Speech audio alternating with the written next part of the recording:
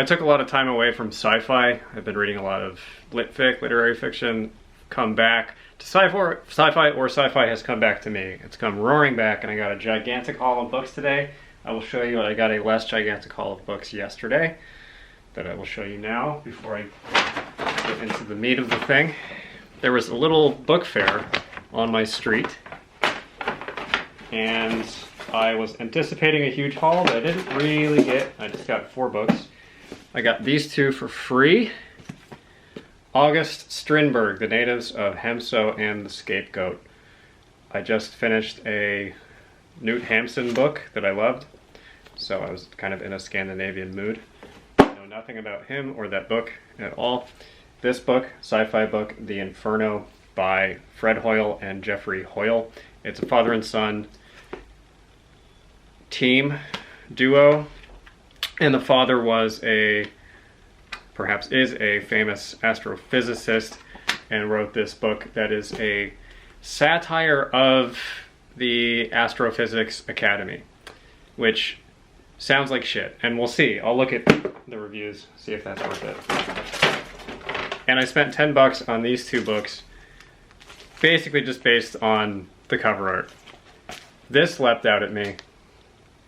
Philip Jose Farmer's Inside Outside with the snake guy there. So $5 for that.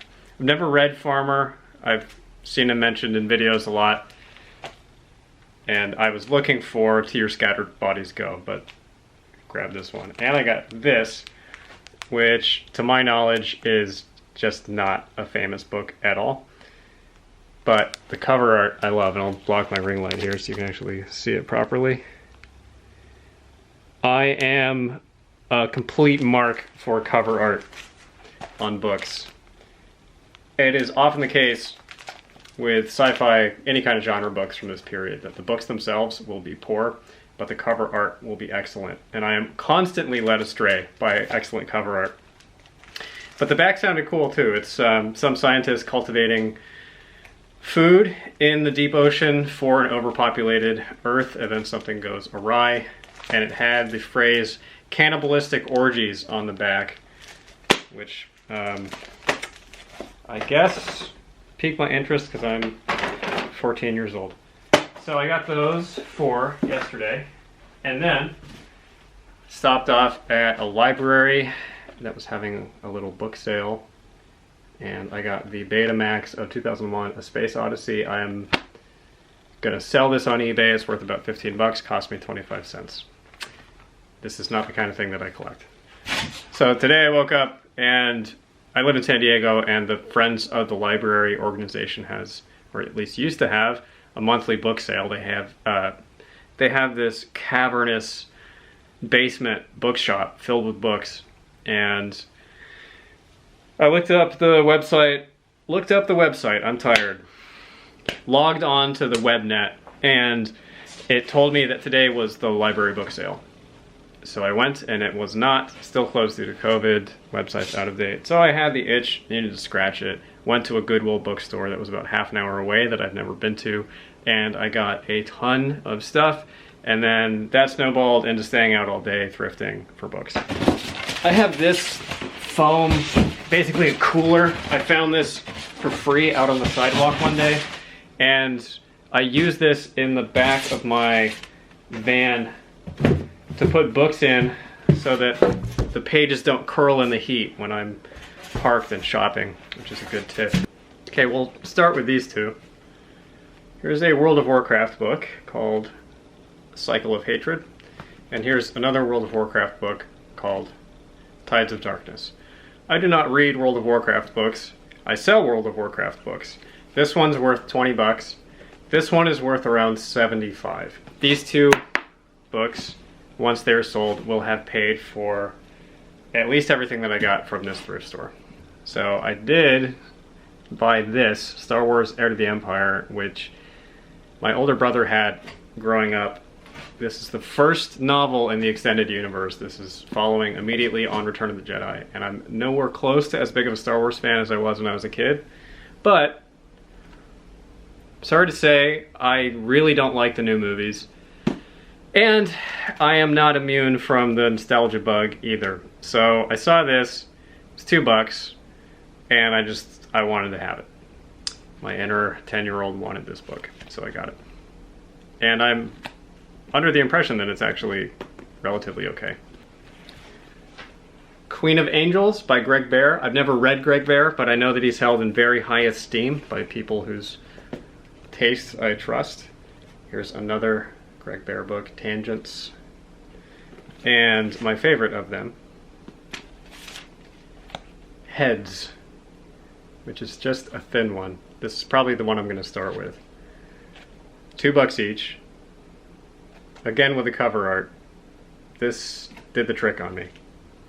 I've not heard of any of these. I know that he's most well known for the book Eon, which I used to own, and then I donated in the midst of a move before I could read it.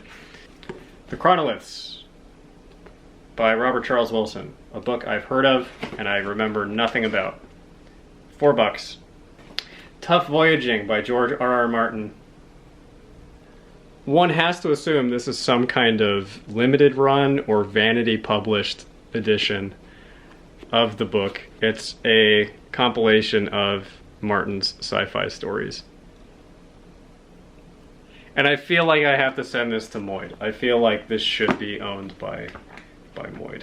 Here's a $4 copy of House of Leaves, which I see talked about quite a bit. Actually, this is referenced as a great horror book. I'm pretty turned off by the typesetting. It's highly stylized, irregular spacing, a lot of white space, different color text. I really don't like it, just at first glance. Stuff like this.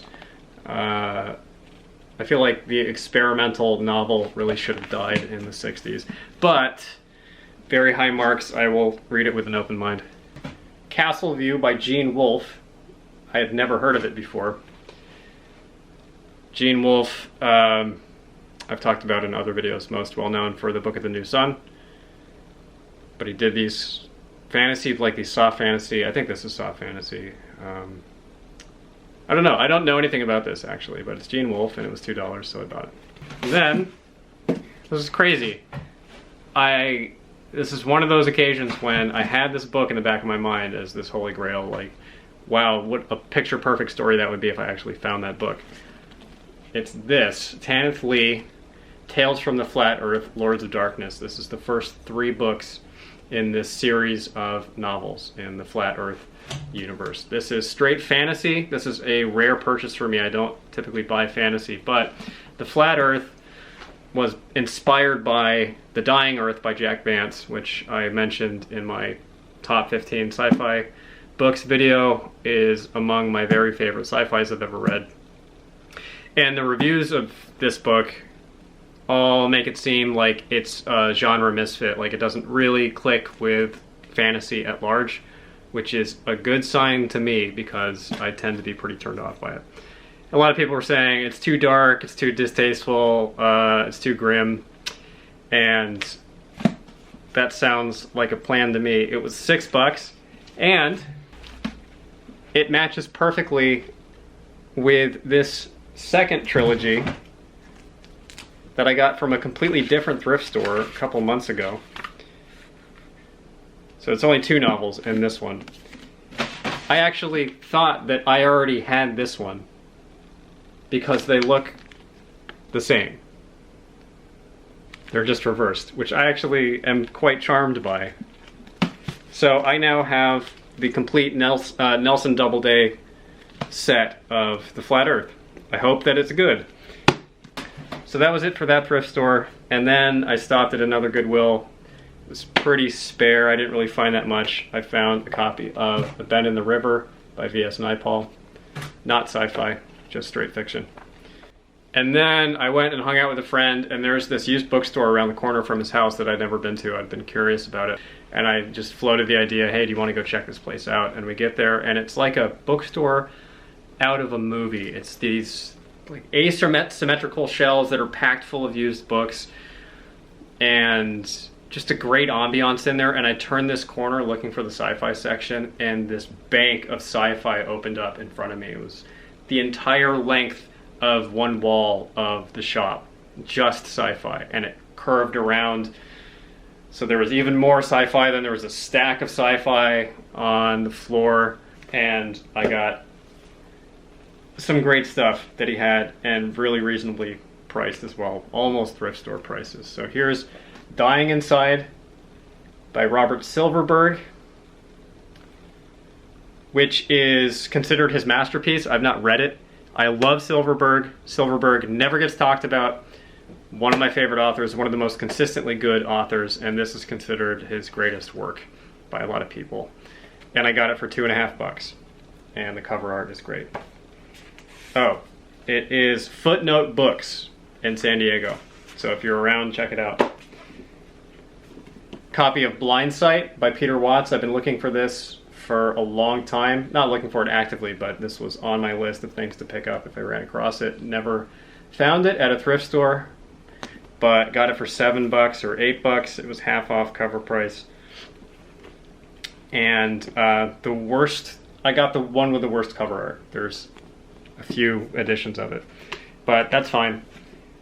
I don't know a whole lot about this. I just know that people love it, and this is like considered kind of sci-fi horror, which is absolutely my genre. Actually got this for free. There was a box of free books outside the shop. I Will Fear No Evil by Heinlein. I don't like Heinlein, but I keep feeling like I should give him a chance. I want to try Moon is a Harsh Mistress, because that's considered, you know, whatever, the hard sci-fi classic of all time. And I don't know anything about this, but maybe I'll dip into it. Got this Saul Bellow hardcover for free from the box. It's a little tattered up. Know nothing about it. Back to sci-fi. I got the first two Riverworld novels by Philip Jose Farmer, who I mentioned in the first part of the video, for $5. So it is To Your Scattered Bodies Go and The Fabulous Riverboat. So apparently this series just gets weirder and weirder as it goes on, but this is high on the TBR list. I will get to this sooner than later. And I don't love the aesthetics of it, but $5, good deal. And a copy of the Nicomachean Ethics, or however it's pronounced, by Aristotle, because I'm a big nerd. All right, so I have more sci-fi books than I will ever be able to read in my life already. That bookshelf back there is packed, so I'm under no illusion that I'm actually going to read all of this, but it's nice to have, and this is my hobby. So it's a good haul. Scratch the itch, and thanks for watching.